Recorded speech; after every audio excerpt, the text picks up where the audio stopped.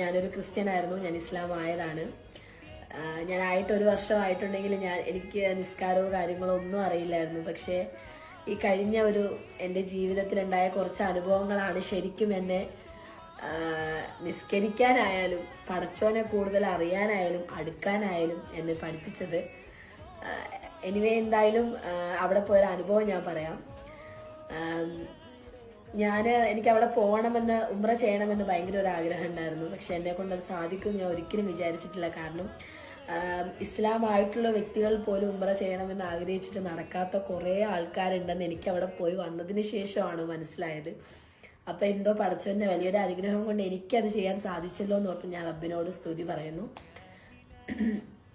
പിന്നെന്ന് പറഞ്ഞാൽ അവിടെ പോയൊരു അനുഭവം എന്ന് പറഞ്ഞാൽ, ഒന്നാമത് റമദാൻ മാസം ആയതുകൊണ്ട് ഉംറ ചെയ്യാന്നുള്ളത് ഭയങ്കര ടാസ്ക് ആയിട്ടുള്ളൊരു കാര്യമാണ്.